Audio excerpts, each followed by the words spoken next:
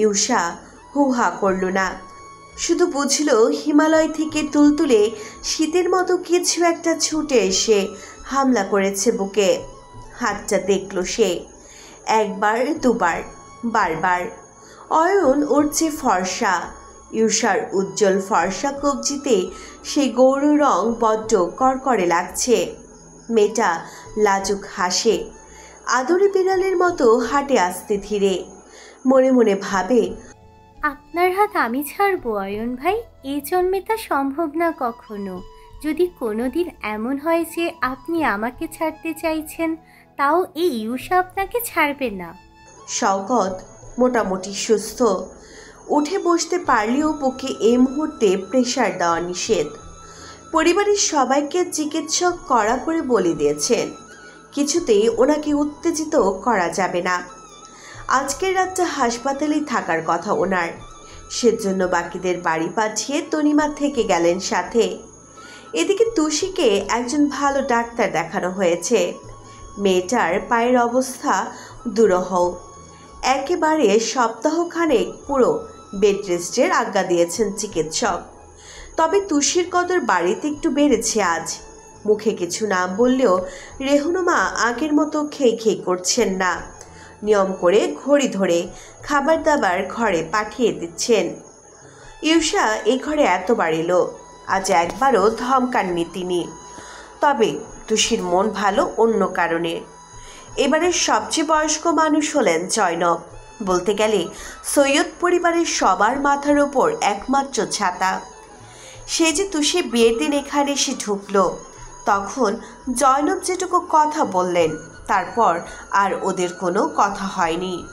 প্রৌঢ়া সহজে সিঁড়ি দিয়ে ওঠা নামা করেন না, তবে আজ ছেলের চিন্তায় ঘরে বসে থাকতে পারেননি। খোঁজ পেতে নিচে নেমে এলেন। অয়ন যখন বলল সবটা, দুহাত ভরে তুষিকে দোয়া করেছেন তিনি। ঠোঁট বাড়িয়ে চুমু খেয়েছেন কপালে। তুষি তখন হৃদয় ভরে গিয়েছিল, সাথে খুব করে মনে পড়ল দাদিকে। কতদিন ওই চেনা মুখটা দেখেনি। আচ্ছা, ইয়াসিরকে যদি একবার বলে দাদির সাথে দেখা করার কথা, বিটকেলটা কি শুনবে? ও না হয় শুধু একবার দূর থেকে দেখত, ধারে কাছে যাবে না, পালাবেও না কোথাও, বলে দেখবে একবার। পরপর ভাবল, না থাক, বলে লাভ নেই, বিটকেলটা মুখের ওপর মানা করবে, এ তো জানা কথাই। তুষি পাশে রাখা ফোনের দিকে চাইল। একটা আঙ্গুল ছোঁয়াতেই স্ক্রিনে ভেসে উঠল ইউষার ছবি। মেয়েটা এত সুন্দর, ফাঁপা গালজোড়া রোদে দুলতে থাকা সর্ষে ফুলের মতো মনোরম। ছবিটা দেখে মৃদু হাসল তুষি। স্ক্রিনের একদম ওপরে ছোট ফন্টে লেখা সময়টাই দৃষ্টি ফেলল। তারপর 1টা বাজে প্রায়, অনেক রাত হয়েছে। ইউষার ক্লাস টেস্ট আছে, সকালে উঠে সময় পাবে না বলে আগে ভাগে খাতাপত্র গুছিয়ে রাখতে গিয়েছে। তুষির ঘুম পাচ্ছে, হাই তুলে শুতে যাবে, দরজায় টোকা পড়ল অমনি। চকিতে ফিরে চাইল সে। ঠোঁটে সুমিষ্ট হাসি মেখে দাঁড়িয়ে অয়ন। ও তাকাতেই প্রশ্ন করল ভ্রু নাচিয়ে। তুষি নড়ে চড়ে বসে, কণ্ঠে উদ্বেগ। আপনাদের বাড়ি আর আমার কাছে অনুমতি নিচ্ছেন? আসুন আসুন। অয়নের 2 হাত বই দিয়ে ভর্তি, সব সমেত ভেতরে এলো। বলল বেশ চমৎকার করে, বাড়ি আমাদের, কিন্তু রুমটা তোমার, আর অনুমতি সেজন্য নেওয়া। ইট প্লটেস। তুষি ওসব শুনল না, তার নজর অয়নের হাতের দিকে। জিজ্ঞেস করল, এগুলো কিসের বই? উপন্যাসের, তোমার পছন্দের লেখকের, দিতে এলাম তোমাকে। তুষি মুখ কালো করে বলল। কিন্তু আমি তো পড়তে। মাঝপথে থামলো অয়ন, বলল, চিন্তা নেই, আপাতত ইউষা পড়ে পড়ে শোনাবে আমার ক্যাম্পে শেষ হোক, এরপর না হয় আমি পড়ে শোনাবো। এখন যেহেতু তোমার হাঁটাহাঁটি একদম বন্ধ, তাই সময় কাটাতে কাজে লাগবে এসব, সেই জন্য দিয়ে যাওয়া। তুষি খুব খুশি হলো, চকচক করে উঠল চোখ মুখের ধার। প্রফুল্ল চিত্তে বলল, মাই প্লাইজার, মাই প্লাইজার। দু সেকেন্ড ভ্রু কুচকে রেখে শব্দ করে হেসে ফেলল অয়ন, কিন্তু ভুলটা শুধরে দিল না আজ। ঘাড় নেড়ে বলল, মিটু আসি, গুড নাইট। তুষি মাথা ঝাঁকায়, তার চেহারায় জলজল করছে আনন্দ।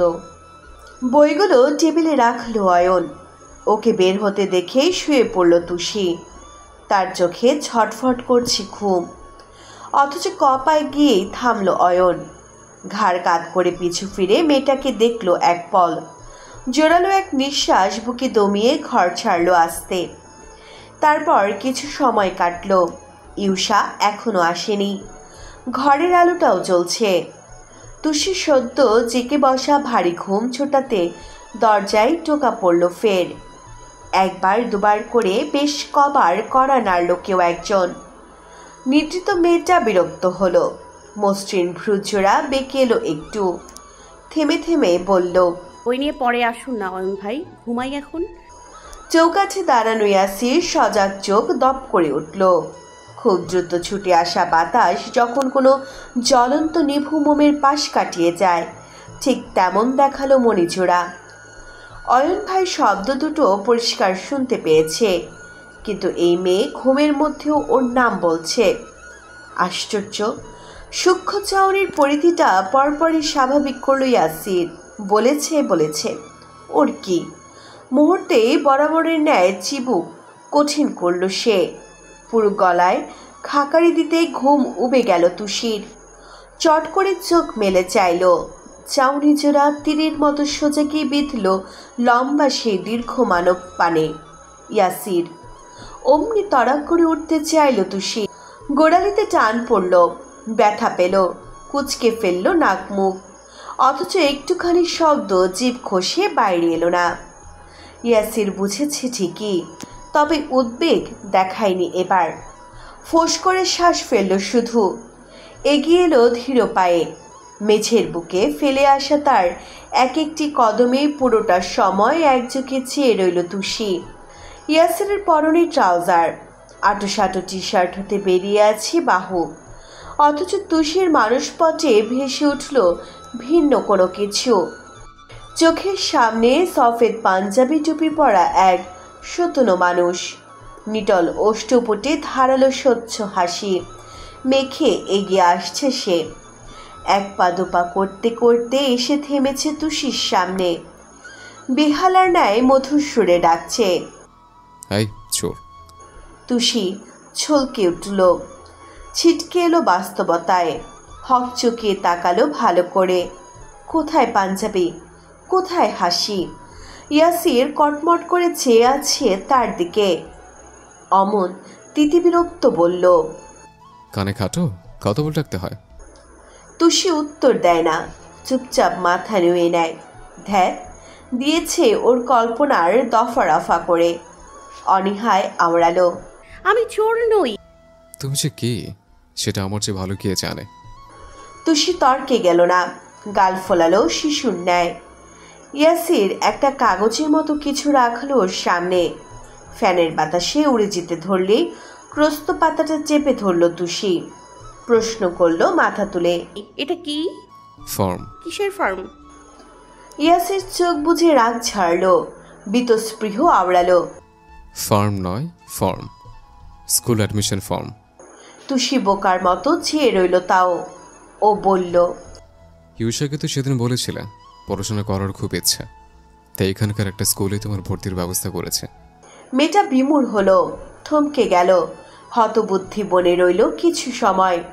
সেদিন ইউষাকে বলা কথাটা উনি শুনতে পেয়েছিলেন, শুনে আবার ওর পড়ার ব্যবস্থাও করেছে। এই হতবাক চাউনিতে ইয়াসির বিব্রত হয়।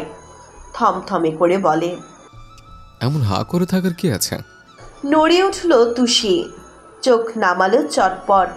সে বলল, ফর্মে তোমার সই লাগবে, বাকি সব আমি ফিল আপ করে দিয়েছি। ও, তোমার বার্থডে কবে?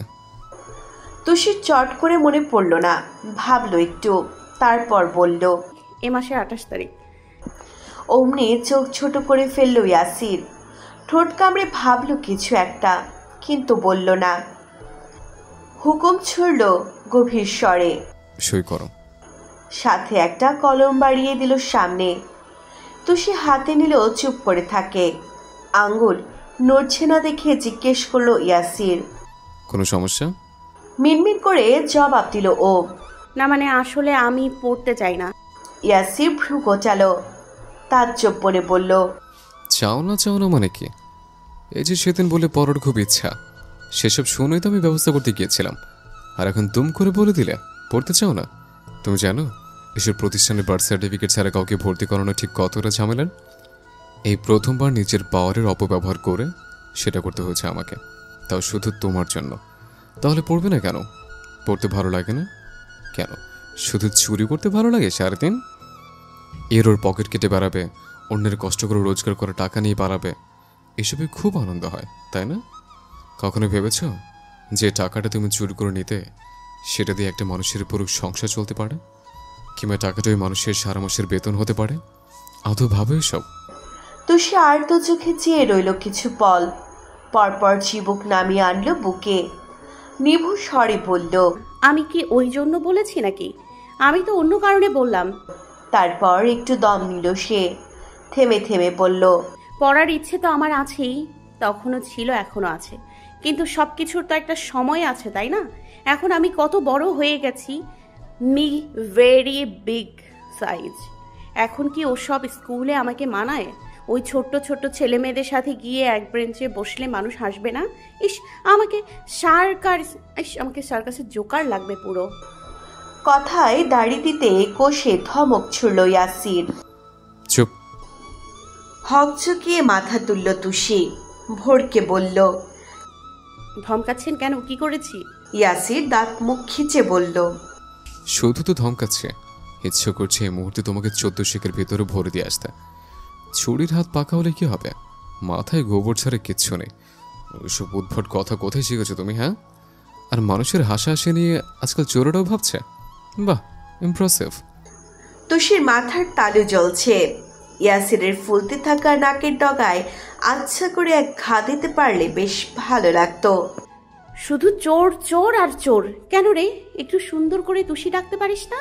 নামটা মুখে নিলে কি তোর ওই পাতলা ঠোঁট ধসে পড়ে যাবে? ছাগল মার্কা পুলিশ একটা। মেট হ্যান ছুটল ইয়াসিরের পরের কথায়। এতক্ষণের হুম্বিতুম্বি করা স্বর নেমেছে এবার, বলল বেশ গুছিয়ে, তোমাকে এত চিন্তা করতে হবে না, এটা অন্য সব স্কুলের মতো নয়। এখানে তোমার মতো একজন নয়, শয়ে শয়ে মানুষ পড়তে আসে, যারা বিভিন্ন পরিস্থিতিতে সময় মতো পড়াশোনা শেষ করতে পারেনি। এই স্কুল কেবল তাদের জন্য। আমি নিশ্চয়ই জেনে বলছি এমন কিছু করবো না যাতে তুমি বিড়ম্বনায় পড়ো। শেষ কথাটা তুষির হৃদয় ছুঁয়ে গেল। কথা তো নয়, যেন বুকের বাপাস নিশানা করে ছুঁড়ে দেওয়া গুলি এফোর ওফোর করে কেমন ছুটে গেল দেখো। তার বিমুগ্ধ নয়ন তারা স্পষ্ট চোখে চাইল ইয়াসির, অথচ নির্জীব দৃষ্টিতে একটু বদলও এলো না, রোবটের মতো বলে গেল, লিসেন তুষি, পড়াশোনা মানে শুধুমাত্র বই পড়া নয়, এর মানে অনেক গভীর, ভীষণ ভারী। তুমি প্রতিদিন নতুন কিছু শিখবে, জানবে, দেখবে। এই জানা শেখার বয়স একজন মানুষের সারা জীবন থাকে। সবসময় মনে রাখবে, গাছ যতই বড় হোক, ডালে প্রাণ আনতে নতুন পাতা গজাতেই হয়। পড়াশোনাটা ঠিক সেরকম একটা ব্যাপার। আর তোমার তো অস্বস্তি হওয়ার কথা নয়, বরং তোমার গর্ব করা উচিত, কারণ তুমি নিজের জন্য কিছু করতে যাচ্ছ, জিততে চাইছ, ভালো কিছু। আর যে শিখতে চাইছ ভালো কিছু, আর যে শিখতে চায় সে কখনো হারে না। বইয়ের পাতায় কিন্তু তোমার বয়স লেখা থাকবে না, এখানে শুধু আগ্রহের জায়গা থাকবে। সাথে লেখা থাকবে তুমি কতটা জানলে, কতটা শিখলে, তোমার সে অ্যাচিভমেন্টটুকু। কথা শেষ করে থামল ইয়াসির। নিঃশব্দে বসে থাকা তুষি তখনও হাঁ করেছে, দুচোখ ছাপানো মুগ্ধতা তার। প্রথমবার ইয়াসিরুকে তুষি বলে ডাকলো। এত চমৎকার করে এই নামে আগে কেউ উচ্চারণ করেনি তো। এই যে কেমন ছন্দের মতো কানের পাশে বাজছে, যেন বারবার ডাকছে ইয়াসির। তুষি, তুষি, তুষি। ইয়াসির তুড়ি বাজাতে নড়ে উঠল মেয়েটা, শশব্যস্ত সোজা হয়ে বসল। মানুষটা তর্জন দিল গম্ভীর গলায়, ফর্মটা কাল সকালে নিয়ে যাব, সই করে রেখো। আর হ্যাঁ, স্কুলে প্রতিদিন যেতে হয় না, শুধু গিয়ে গিয়ে এক্সাম দিলেও চলবে। তবে কাল একবার তোমাকে যেতে হবে ওখানে, আরও কিছু ফর্মালিটিস আছে সেসবের জন্য। তুষি মুখ খুলল, বলতে গেল। আমার পা। শব্দবাক্য কেড়ে নিল সে, বলল। সেটা আমার মাথায় আছে, গাড়িতে যাবে, গাড়িতে আসবে, আর সাথে আমি থাকবো, চিন্তা নেই। এরপর তুষির আর বলার কিছু রইল না, কিংবা হয়তো আছে। এই মুহূর্তে জিভ হাতিয়ে শব্দ খুঁজে পাচ্ছে না। কিছু বিস্ময়ের তাণ্ডবে এখনো মেয়েটা ধাতস্থ হতে পারেনি। একদিনই ওর সাথে এত ভালো ভালো ঘটনা ঘটছে কেন? ইয়াসির চলে যেতে এক পা বাড়ালো, থামলো হঠাৎ, ফিরে ডাকলো। শোনো। তুষি মুখ তুলে চাইল। জি। ইয়াসির কিছু বলতে চাইল, চোখে মুখে স্পষ্ট সে ছাপ, অথচ সেকেন্ড কয়েক থমকে থেকে বলল, কিছু না। তুষি কপাল কুচকায়। ও আশায় ছিল কিছু অন্তত বলবে বিটকেলটা। এই যে শওকতের ব্যাপার নিয়ে বাড়ির শুদ্ধ সবাই ওকে এত ভালোবাসলো, দোয়া করলো, শুধু এই একজনের মুখ থেকে তুষি এখনো টু শব্দ শোনেনি। মেয়েটার হতাশার হ্রাসের দায় ইয়াসিরের নেই। সামনে ফিরে বুক ফুলিয়ে দম ফেলল সে, বিড়বিড় করলো মনে মনে। Thank you. সাত সকালে ঘরের ভিতর হুইল চেয়ার দেখে আতকে উঠল তুষি। সত্য ঘুম ভাঙা চোখ জোড়া হক চকালো খুব, আর্তনাদ করে বলল, এ কি হোয়াট ইজ দিস? এই চেয়ার কার? দাদি গো, আমার লেগ কি কেউ কেটে নিয়ে গেল? তুষি ধরফর করে গায়ের কাঁথা সরালো। না, পাজোড়া দিব্যি মিশে আছে খাটে। বুকে হাত দিয়ে শ্বাস ফেলল বেচারি। না, পা কোথাও যায়নি। তাহলে এটা কার? উত্তর এলো ওপাশ থেকে। তার আবার তোমার? তুষি আকাশ থেকে পড়ল, অবাক চোখে বলল, আমার কেন? আমি এটাতে কেন বসবো? এতে তো যাদের পা থাকে না ওরা বসে। আমার তো পা আছে। I having my leg. ইউষা মাথা নাড়ালো দুপাশে, দুপা ফেলে এসে বসলো ওর সামনে, হাত নেড়ে নেড়ে বোঝালো। শোনো, এটা হলো একটা সামান্য চেয়ার। রোগীর পা থাক বা পায়ে কোনো অসুবিধে, এটাতে আরামসে তাকে নিয়ে যাতায়াত করা যায়। আজকে তোমার স্কুলে যাওয়ার দিন না, ভুলে গেছো? তুষির মাথায় এলো তখনই, মনে পড়ল রাতের কথা। বিটকেলটা যে বলে গিয়েছিল যেতে হবে। জিজ্ঞেস করলো ক্রুস্ত, এটা বুঝি উনি পাঠালেন? ইউষা ঘাড় নাড়ালো, উত্তর হ্যাঁ। অথচ কেন যেন তুষির মুখ কালো হয়ে গেল। আহত চোখে হুইল চেয়ারটা দেখলো আরেকবার, ভাবলো, এটার কি দরকার ছিল? ওই দিনের মতো একটু কোলে নিলেই তো যেতে পারতাম। তার মনের কথা ইউষার কানে এলো বোধ হয়। কেমন ফট করে বলে দিল, কি ভাইয়ার কোলে উঠতে পারবে না বলে মন খারাপ হয়েছে? চোখ বেরিয়ে এলো তুষির, মুখশ্রীতে ভ্যাবাচেকার ছাপ দেখে দুষ্ট হাসলো ইউষা, ভ্রু নাচিয়ে বলল, ধরে ফেলেছি তাই না? বুঝি সব বুঝি। বড় নিষ্পাপ চোখে প্রশ্ন করলো তুষি। কি বুঝেছো? ইউষার বুকে লম্বা শ্বাস টেনে টেনে বলল, এটাই যে তুষি এখন ভাইয়ার প্রেমে হাবুডুবু খাচ্ছে। মেয়েটা নাক সিটকালো, প্রতিবাদ করলো সহসা। ছি না, একদম না। এখন ছি বলছো তো, পরে ঠিক টের পাবে। এখন নাও, তাড়াতাড়ি ওঠো, কত কাজ বাকি জানো। তোমাকে রেডি করাতে হবে, ফ্রেশ করাতে হবে, এরপর আমরা আস্তে ধীরে বের হব।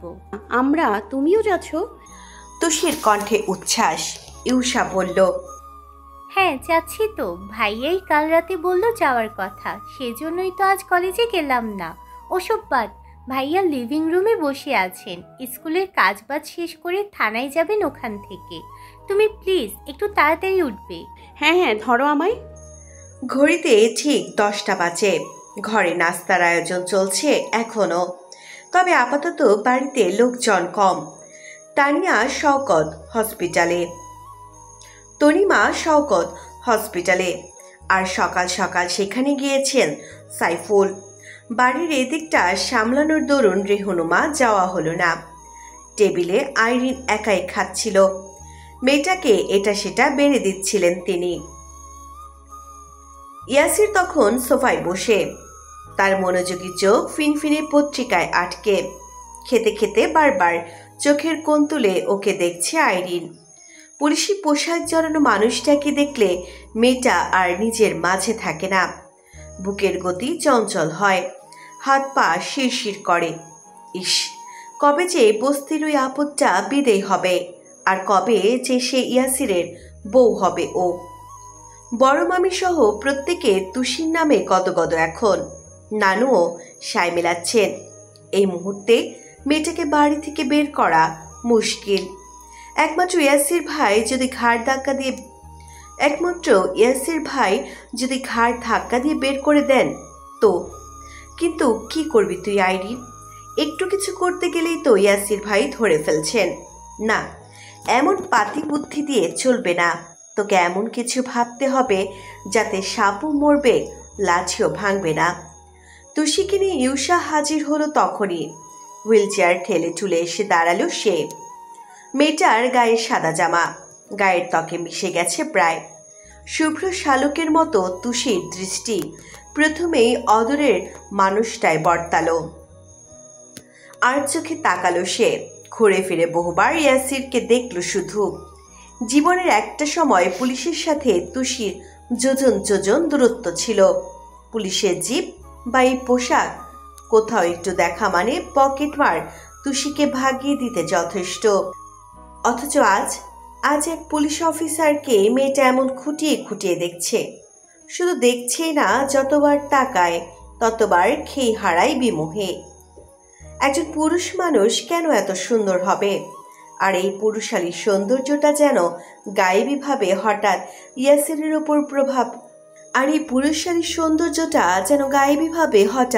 ইয়াসিরের ওপর ভর করেছে। না হলে আগে তো একে তুষির এতটা সুন্দর লাগেনি, ইদানিং যতটা লাগছে। বিটকেলটা কি মাখছে মুখে? ইউষা গলা খাকারি দিল, বিড়বিড়িয়ে বলল, হাঁটা বন্ধ করো তুষি, ভাইয়াকে দেখার আরো অনেক সময় পাবে। মেয়েটা নড়ে উঠল, থতমত খেয়ে বলল, কই আমি তো। ইউষা কথা টেনে নেয়, মিথ্যে বলতে যেও না, চেহারা দেখলে বোঝা যাচ্ছে তুমি ভাইয়ার প্রতি কি মারাত্মক অবসেসড হয়ে যাচ্ছ। কঠিন ইংরেজি মানেটা তুষি বুঝল না, তাও বাগবিতণ্ডায় না গিয়ে চোখ নামালো উড়োর ওপর।